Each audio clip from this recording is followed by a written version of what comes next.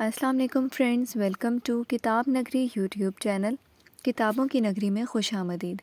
میں ہوں آپ کی ہوسٹ اقرا یاسین، اور آج میں آپ کے لیے لے کر آئی ہوں سعدیہ یعقوب کی قلم سے تحریر کردہ خوبصورت ناول 13 ہو جاؤں کی قسط نمبر 1۔ لیکن اس قسط سے پہلے آپ کو کرنا ہوگا چینل کو سبسکرائب، ویڈیو کو کرنا ہوگا لائک اور کلک کرنا ہوگا بیل آئیکن کو، تاکہ آپ کو ہماری ہر نئی اور معیاری ویڈیو کی نوٹیفیکیشن فوری موصول ہو سکے۔ اب آتے ہیں قسط کی جانب۔ کیا چیز ہو آخر تم یار، جب دیکھو لڑکیاں تمہارے ارد گرد ہی پائی جاتی ہیں۔ جہاں تم ہو وہاں لڑکیاں نہ پہنچیں، ہو ہی نہیں سکتا، اس کے دوست معاذ نے چڑھ کر کہا، جس پر وہ بڑے ہی دلکش انداز میں مسکرا دیا، جس پر اس کی طرف دیکھتی لڑکیاں اپنا دل تھام کر رہ گئیں۔ ہر بار ایسا ہی ہوتا تھا، جب معاذ اس کے ساتھ کہیں بھی جاتا کوئی نہ کوئی ضرور مل جاتی جو اسے دوستی کی خواہش مند ہوتی، جس سے معاذ چڑھتا تھا اور اسے کئی باتیں بھی سنا ڈالتا تھا۔ وہ بھی چپ کر کے آگے سے اس کی ہر بات سن لیا کرتا تھا۔ ایک معاذ ہی تھا جس کی وہ ہر بات اور ضد برداشت کر لیتا تھا، کیونکہ معاذ اس کا بچپن کا دوست اور بھائیوں جیسا تھا، ورنہ وہ اور کسی کی بات برداشت کر جائے ہو ہی نہیں سکتا تھا۔ اسے خود پر غرور ہی بہت تھا۔ وہ جانتا تھا وہ خوبصورت اور امیر ہے، اور لڑکیاں اس پر اپنی جان تک وارنے کو تیار رہتی ہیں۔ لڑکی بھی اس سے دوستی کرنے کی کوشش کرتے ہیں، پر وہ کسی کو بھی منہ نہ لگاتا۔ اس کا صرف ایک ہی دوست تھا، اور وہ تھا معاذ۔ اب یہ ہنسو مت، ساری لڑکیاں تجھے ہی دیکھ رہی ہیں، چل یہاں سے، مجھے نہیں کھانا کوئی کھانا وانا، وہ کہتے ساتھ ہی اٹھ کھڑا ہوا۔ وہ دونوں لنچ کرنے کے لیے ایک ریسٹورانٹ میں آئے ہوئے تھے۔ بیٹھ جاؤ چپ کر کے، اور ویسے بھی وہ مجھے دیکھ رہی ہیں، تجھے تو نہیں، تو کیوں ٹینشن لیتا ہے؟ اس نے معاذ کا ہاتھ پکڑ کر اسے واپس اس کی جگہ پر بٹھایا، وہ بھی اس کو گھورتا ہوا بیٹھ گیا۔ اب یہ لڑکیوں کی طرح نخرے کرنے بند کرو اور کچھ آرڈر کرو، اس کے کہنے پر معاذ نے کھانا آرڈر کیا۔ یار تو ان لڑکیوں کو کیوں اپنے پیچھے لگاتا ہے؟ کیا ملتا ہے تمہیں یہ سب کر کے؟ میں نے تو کبھی کسی لڑکی کو خود سے نہیں بلایا، لڑکیاں ہی آتی ہیں میرے پاس، یہ بات تم بھی اچھے سے جانتے ہو۔ ہاں جانتا ہوں، پر تم ایک پر ٹکتے بھی نہیں ہو، کبھی کوئی ہوتی ہے تمہارے ساتھ تو کبھی کوئی، ان پر پیسہ لٹاتے رہتے ہو۔ لڑکیاں مجھ سے میری خوبصورتی کی وجہ سے دوستی کرتی ہیں، اور بدلے میں ان سے جتنا مرضی برا رویہ رکھوں وہ سہ لیتی ہیں۔ ان کو مجھ سے مطلب جو ہوتا ہے۔ مجھے اچھا لگتا ہے اپنے ارد گرد لڑکیوں کا جھرمٹ۔ مجھے اس بات کا احساس ہوتا رہتا ہے کہ میں کوئی عام انسان نہیں ہوں، بلکہ جرار عباس ہوں، جس کی ایک دنیا دیوانی ہے۔ اس کے لہجے میں اپنے لیے غرور وہ بخوبی محسوس کر سکتا تھا۔ تم نہ سائیکو ہو، تمہیں ڈاکٹر کی ضرورت ہے، اور تم ان سب لڑکیوں کو چھوڑ کر کسی ایک سے شادی کیوں نہیں کر لیتے؟ تمہاری زندگی بھی سنور جائے گی، کوئی تو ہوگی جو تمہارا خیال رکھے گی، جسے تمہاری خوبصورتی یا دولت سے نہیں تم سے محبت ہوگی۔ معاذ نے اسے سمجھانے کی کوشش کی۔ مجھے کسی سے کچھ چاہیے ہی نہیں، میرے پاس سب کچھ ہے۔ یہ جو میرے ساتھ آئے دن ایک نئی لڑکی ہوتی ہے وہ صرف وقت گزاری کے لیے ہی ہوتی ہے، ورنہ لڑکیاں اس قابل نہیں کہ میں ان سے کوئی رشتہ بناؤں۔ میں تو لڑکیوں کو چھونے کے قابل تک نہیں سمجھتا۔ اس نے واقعی آج تک کسی بھی لڑکی سے ہاتھ ملانے کے علاوہ اور آگے بڑھنے کی کوشش ہی نہیں کی تھی۔ اسے یہ سب پسند ہی نہیں تھا۔ اگر کوئی لڑکی اس سے زیادہ ہی فری ہونے کی کوشش کرتی تو وہ اسے چھوڑ دیتا اور پلٹ کر دیکھتا بھی نہیں۔ وہ ایسا ہی تھا، کسی بھی لڑکی کو وہ ایک ہفتے سے زیادہ برداشت نہیں کر سکتا تھا۔ اور مجھے محبت، پیار، عشق کسی پر یقین نہیں ہے۔ اس دنیا میں کوئی کسی کا نہیں ہوتا، کوئی بھی نہیں۔ میں خود ہی بہت ہوں اپنے لیے۔ دیکھتے ہیں کب تک تم اپنے اس بیان پر قائم رہتے ہو۔ کوئی نہ کوئی تو ضرور ہوگی جو تمہیں بھی جھکنے پر مجبور کر دے گی۔ پھر میں پوچھوں گا تم سے کہ اب بتاؤ، آیا یقین محبت پر؟ ہو گئی نا کسی ایک کی ساری زندگی کے لیے؟ معاذ نے اس کی طرف دیکھتے ہوئے اپنی بات مکمل کی۔ ایسا کبھی بھی نہیں ہوگا، اس نے معاذ کی بات کی نفی کی۔ دیکھتے ہیں کیا ہوتا ہے مستقبل میں، ابھی تو کھانا کھاؤ۔ معاذ نے کھانا لے کر آتے ویٹر کو دیکھ کر اپنی بات کا اختتام کیا۔ جرار نہیں جانتا تھا کہ اس کے ساتھ مستقبل میں کیا کچھ ہونے والا ہے، اس کے اسی غرور اور انا کی وجہ سے۔ اگر اسے پتہ چل جاتا تو وہ کب کا اپنا غرور اور انا کا بت توڑ چکا ہوتا۔ السلام علیکم ماما۔ وعلیکم السلام۔ آ گئی میری بیٹی اسکول سے؟ انہوں نے اپنی 10 سال کی بیٹی کا ماتھا چومتے ہوئے اسے گلے لگا لیا۔ جی ماما، آپ کھانا دے دیں، مجھے بہت بڑی بھوک لگی ہے۔ اس نے اپنی ماں کا چہرہ اپنے ننھے ننھے ہاتھوں سے بھرتے ہوئے ان سے کہا۔ تم اپنے روم میں جاؤ اور یونیفارم بدل کر ہاتھ منہ دھو لو، میں کھانا تمہارے کمرے میں لے کر آتی ہوں، پھر مل کر دونوں ماں بیٹی کھاتے ہیں۔ ٹھیک ہے ماما، وہ کہتے ہوئے اپنے کمرے کی طرف دوڑ گئی۔ این؟ جی پاپا، وہ اپنے پاپا کی آواز پر کچن سے نکل کر ان کے سامنے آ کھڑی ہوئی۔ کیا کر رہی تھی؟ انہوں نے اسے اپنے پاس بیٹھنے کا اشارہ کیا۔ وہ ان کے ساتھ ہی صوفے پر بیٹھ گئی۔ اور ان کا ہاتھ پکڑ کر باری باری اپنی دونوں آنکھوں سے لگایا۔ کھانا بنا رہی تھی پاپا، آپ نے مجھ سے کوئی ضروری بات کرنی ہے کیا؟ اس نے ان کو الجھے ہوئے پایا۔ بیٹا میری زندگی کا کون سا کوئی اعتبار ہے؟ میں چاہتا ہوں میری آنکھیں بند ہونے سے پہلے تم اپنے گھر کی ہو جاؤ۔ پاپا، اس نے ان کے ہونٹوں پر ہاتھ رکھ کر ان کو چپ کروایا۔ آپ کیوں اس طرح کی باتیں کرتے ہیں؟ آپ کہیں نہیں جائیں گے مجھے چھوڑ کر، میں آپ کو کہیں بھی نہیں جانے دوں گی۔ آپ اور میں ہمیشہ ساتھ ہی رہیں گے، اور مجھے کوئی نہیں کرنی شادی وادی، میں ایسے ہی ٹھیک ہوں۔ شادی جیسا رشتہ میرے لیے نہیں بنا۔ آپ کیوں نہیں اس بات کو مان لیتے؟ اب آپ نے اس موضوع پر بات کی تو میں آپ سے پکا والا ناراض ہو جاؤں گی، اس نے کہتے ساتھ ہی ان کے کندھے پر اپنا سر ٹکا دیا۔ اچھا نہیں کرتا یہ بات۔ یہ بتاؤ تمہاری ہاؤس جاب کیسی چل رہی ہے؟ وہ اپنی MBBS کی پڑھائی مکمل کر چکی تھی اور آج کل ہاؤس جاب کر رہی تھی۔ اس کے والد بابر صاحب میڈیکل کالج میں پروفیسر تھے۔ وہ اور عین دونوں ایک دوسرے کا سہارے اچھی زندگی گزار رہے تھے۔ وہ ان کی اکلوتی اولاد تھی۔ اس کی والدہ کا کچھ عرصے پہلے انتقال ہو چکا تھا، تب سے وہ دونوں ہی اس گھر میں رہ رہے تھے۔ پاپا میری جاب بہت اچھی جا رہی ہے، اور پھر وہ احسان انکل کا ہاسپٹل ہے، ان کے ہوتے ہوئے مجھے کسی بھی پریشانی کی ضرورت ہی نہیں۔ احسان صاحب بابر صاحب کے دوست تھے۔ ان دونوں کے اسٹیٹس میں بہت فرق تھا، پر ان کی دوستی کالج کے زمانے کی تھی اور سچی تھی، اسی لیے ابھی تک قائم تھی۔ احسان صاحب عین کو اپنی بیٹی ہی سمجھتے تھے، اس لیے اس کا ہر طرح سے خیال رکھتے تھے۔ یہ تو بہت اچھی بات ہے۔ احسان کی کال آئی تھی، آج مجھے سنڈے کو ہمیں اپنے گھر بلایا ہے۔ وہ چاہتا ہے کہ ہم سنڈے کا سارے دن اس کے گھر گزاریں۔ ہم چلیں گے پاپا، مجھے آنٹی اور بھابھی سے بھی ملنا ہے، کافی دن ہو گئے ان سے ملے ہوئے۔ بھائی اور انکل سے تو ہاسپٹل میں ملاقات ہو ہی جاتی ہے۔ ٹھیک ہے، ہم چلیں گے ان کی طرف۔ انہوں نے مسکراتے ہوئے اس کی پیشانی چومی۔ میں کھانا لگاتی ہوں، آپ کو بھوک لگی ہوگی، وہ کہتی ہوئی کچن کی طرف چلی گئی۔ اللہ میری بیٹی کو ہمیشہ خوش رکھنا۔ انہوں نے اس کی پشت کو دیکھتے ہوئے اللہ سے دعا کی۔ سنیں، انہوں نے اپنے شوہر کو پکارا جو بیڈ کراؤن سے ٹیک لگائے کسی کتاب کے مطالعے میں مشغول تھے۔ جی بولیں، کیا بات ہے؟ انہوں نے کتاب بند کر کے اپنی ساری توجہ اپنی بیوی کی طرف کی۔ وہ بھائی آ رہے ہیں کچھ دنوں تک پاکستان، وہ ہمارے پاس ہی رکیں گے۔ تو پھر کیا ہوا؟ 100 بار آئیں، یہ ان کی بہن کا گھر ہے۔ اچھا ہے، ان کے آنے سے ہمارے گھر میں رونق لگ جائے گی۔ ان سے ملے ویسے بھی 5 سال ہو گئے ہیں۔ وہ بھائی نے مجھ سے ایک بات کہی تھی۔ انہوں نے اپنے شوہر کی طرف دیکھا جو ان کو ہی دیکھ رہے تھے۔ بانو بیگم، اتنا ڈر کیوں رہی ہیں؟ کھل کر بات کریں۔ انہوں نے ان کے ہاتھ اپنے ہاتھوں میں لیتے ہوئے ان کو بولنے کے لیے اکسایا۔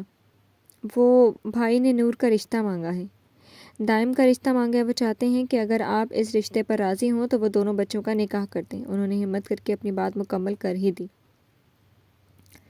مجھے اس رشتے پر کوئی اعتراض نہیں ہے، پر بچوں کا بھی نکاح کر دینا بچوں کے ساتھ زیادتی ہے۔ بچے بڑے ہو کر اگر اس رشتے کے لیے تیار نہ ہوں تو پھر ہم کیا کریں گے؟ ابھی بچوں کی عمر ہی کیا ہے؟ نور 10 سال کی ہے اور دائم 15 سال کا ہے۔ ان کو بڑا تو ہو لینے دو، پر ان کی شادی بھی کر دیں گے۔ انہوں نے بڑے تحمل سے ان کی بات کا جواب دیا۔ بھائی نے دائم کی جانب دیکھا۔ بھائی نے دائم کی رضا پوچھ کر ہی رشتے کی بات کی ہے۔ دائم کافی سمجھدار اور خوش اخلاق بچہ ہے، آپ جب اس سے ملیں گے تو آپ کو اندازہ ہو جائے گا۔ اور ہم نور سے بھی پوچھ لیتے ہیں، بانو بیگم نے ان کو قائل کرنے کی کوشش کی۔ ٹھیک ہے، تم نور سے کوئی بات نہ کرنا، میں خود اس سے پوچھ لوں گا، اور دائم لوگوں کے آنے کے بعد دائم کو دیکھ کر سوچ سمجھ کر جواب دوں گا۔ ٹھیک ہے، بانو بیگم نے مسکراتے ہوئے سر ہلایا۔ نور سو گئی؟ جی سو گئی ہے، میں ابھی اسی کو دیکھ کر آ رہی ہوں۔ چلے ٹھیک ہے، لائٹ بند کر دیں، ہمیں ابھی اب سو جانا چاہیے، صبح نماز کے لیے بھی اٹھنا ہے۔ ان کو کہہ کر وہ خود کتاب سائڈ پر رکھتے ہوئے لیٹ گئے۔ وہ بھی لائٹ بند کر کے دوسری طرف آ کر لیٹ گئیں۔ مل گئی فرصت صاحبزادے کو اپنی آوارہ گردیوں سے۔ وہ رات گئے گھر لوٹا تو اس نے عباس صاحب نے اسے آڑے ہاتھوں لیا۔ وہ اس کا ہی انتظار کر رہے تھے۔ پاپا، آپ ابھی تک جاگ رہے ہیں، سوئے نہیں؟ اس نے ان کا دھیان اپنی طرف سے ہٹانے کی کوشش کی۔ تمہارا ہی انتظار کر رہا تھا۔ میں نے کہا اپنے صاحبزادے سے مل ہی لیا جائے، ان کے پاس تو ہمارے لیے ٹائم ہی نہیں ہوتا۔ میرے آفس جانے کے بعد آپ کی آنکھ کھلتی ہے اور رات گئے آپ کی واپسی ہوتی ہے۔ انہوں نے اس پر طنز کیا۔ پاپا، میں تو اپنے دوستوں کے ساتھ گروپ اسٹڈیز کے لیے رات گئے تک باہر رہتا ہوں۔ اس نے بڑی صفائی سے جھوٹ بولا۔ مجھے سب پتہ ہے بیٹا جی، تم کون سی پڑھائی کرتے پھر رہے ہو۔ یہ لڑکیوں کے چکر اور برے لڑکوں کی صحبت سے نکل کر اپنی پڑھائی پر توجہ دو۔ ابھی تمہارا یونیورسٹی کا پہلا سال ہے اور تمہارا یہ حال ہے، آگے جا کر پتہ نہیں کیا گول کھلاؤ گے۔ سدھر جاؤ، ورنہ میں تمہارے ساتھ وہ کروں گا کہ سارا زمانہ دیکھے گا۔ میں تمہارا باپ ہوں، تمہارے بارے میں سب جانتا ہوں۔ وہ بھی اس کے باپ تھے، اس سے کون سا اس کی حرکتیں چھپی ہوئی تھیں؟ پاپا، آپ کو کوئی غلط فہمی ہوئی ہوگی، ایسا کچھ بھی نہیں ہے۔ وہ جو اپنے آپ کو بہت بڑی ہستی سمجھتا تھا ان کے سامنے اپنا سر جھکائے کھڑا تھا اور آج ان کے سامنے صفائی پیش کر رہا تھا۔ اس نے اپنی ساری حرکتیں ان سے چھپائی ہوئی تھیں۔ اس نے اپنی طرف سے ہمیشہ کوشش کی تھی کہ ان کو اس کے بارے میں کوئی بھی ایسی ویسی بات پتہ نہ چلے۔ وہ ان کی بہت عزت کرتا تھا اور ان سے ڈرتا بھی تھا۔ میں نے جو کہا ہے اس پر عمل کرنے کی کوشش کرو، انہوں نے اسے گھورا۔ اوکے پاپا، اس نے اس بات میں سر ہلایا۔ میں تمہارا کوئی دشمن نہیں ہوں، میں چاہتا ہوں کہ تم پڑھ لکھ کر اس قابل بن جاؤ کہ کل کو میرا سارا کاروبار سنبھال سکو۔ انہوں نے اس کا کندھا تھپ تھپایا۔ میں اپنی پڑھائی پر پوری توجہ دوں گا پاپا، آپ فکر مت کریں، اس نے ان کو یقین دلایا۔ پر میں اپنی یہ ساری ایکٹیویٹیز نہیں چھوڑ سکتا۔ یہ بات اس نے دل میں کہی تھی۔ وہ ان کے سامنے یہ بات کر کے اپنی شامت کو آواز نہیں دینا چاہتا تھا۔ اس نے سوچ لیا تھا کہ اب وہ ان کے سامنے اچھا بچہ بن کے رہے گا اور ان کو اپنی ساری حرکتوں کی خبر نہیں لگنے دے گا۔ دیکھتے ہیں کیا کرتے ہو تم، اب جاؤ اور جا کر سو جاؤ، وہ کہتے ہوئے اپنے کمرے کی طرف چلے گئے اور اس نے بھی اپنے کمرے کا رخ کیا اور دل میں شکر ادا کیا کہ آج بچت ہو گئی۔ وہ جیسا بھی مغرور اور انا پرست اور بدتمیز تھا، پر اپنے گھر والوں اور ماس کے لیے وہ بہت حساس تھا۔ ان کے لیے وہ کچھ بھی کر سکتا تھا۔ اس کی فیملی میں اس کے پاپا عباس صاحب، جن کا اپنا بہت بڑا بزنس تھا، اس کی ماما جیا بیگم جو سوشل ورکر تھیں، ان کا زیادہ تر وقت گھر سے باہر ہی گزرتا تھا، اور اس کی چھوٹی بہن ہبہ جو سیکنڈ ایئر کی اسٹوڈنٹ تھی شامل تھی۔ جرار، انہوں نے ناشتہ کرتے جرار کو پکارا۔ آج وہ جلدی اٹھ گیا تھا۔ جلدی اٹھنا اس کے لیے مشکل کام تھا، پر اپنے پاپا کی نظر میں اچھا بننے کے لیے اس نے یہ کام کر ہی لیا تھا۔ جی پاپا، اس نے ان کی طرف سوالیہ نظروں سے دیکھا۔ آج ہبہ کو کالج سے واپسی پر تم لے کر آؤ گے کیونکہ ڈرائیور نے اپنے گاؤں جانا ہے۔ اوکے پاپا، لے آؤں گا، وہ کہتے ہوئے دوبارہ سے اپنے ناشتے میں مگن ہو گیا۔ بھائی پلیز یاد سے ٹائم پر آ جائیے گا، وہ نہ ہو میں آپ کو کالج میں انتظار کرتی رہوں اور آپ بھول جائیں گے، مجھے بھی کالج سے لینا ہے۔ فکر مت کرو، ٹائم سے پہلے ہی پہنچ جاؤں گا۔ جرار کے کہنے پر وہ سر ہلاتی ہوئی کالج کے لیے تیار ہونے چلی گئی۔ آج میں دیر سے آؤں گی گھر، مجھے شہر سے باہر جانا ہے کام کے سلسلے میں۔ جیا بیگم نے ان دونوں کو آگاہ کیا۔ ماما آپ ہر وقت باہر ہی رہتی ہیں، کچھ وقت ہمارے ساتھ بھی گزار لیا کریں، جرار نے شکوہ کیا۔ اس نے جب سے ہوش سنبھالا تھا اس نے ان کو زیادہ تر گھر سے باہر ہی پایا تھا۔ وہ اور ہبہ نوکروں کے سہارے ہی پل کر بڑے ہوئے تھے۔ ان کے پاس ان کی ضرورت کے لیے ہر وقت ڈھیروں نوکر ہوتے تھے، پر ماں نہیں۔ عباس صاحب نے ان کو سمجھانے کی بہت کوشش کی، پر انہوں نے آج تک ان کی کسی بھی بات پر کان نہیں دھرے، بلکہ ہمیشہ اپنی ہی چلائی۔ اس وجہ سے ان کے اور جیا بیگم کے درمیان لڑائی ہوتی رہتی تھی۔ اب انہوں نے جیا بیگم کو ان کے حال پر چھوڑ دیا تھا۔ وہ اب ان سے اس بارے میں کچھ بھی نہیں کہتے تھے۔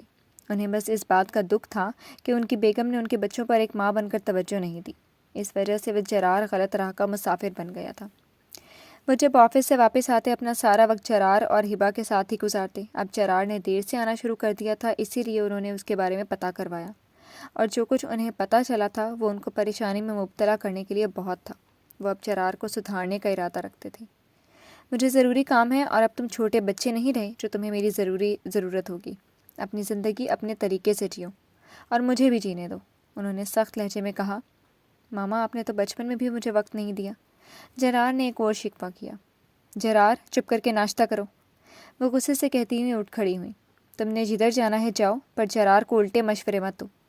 کب سے چپ بیٹھے عباس صاحب نے انہیں سخت لہجے میں تنبیہ کی۔ وہ بنا کچھ کہے اپنے کمرے میں چلے گئی۔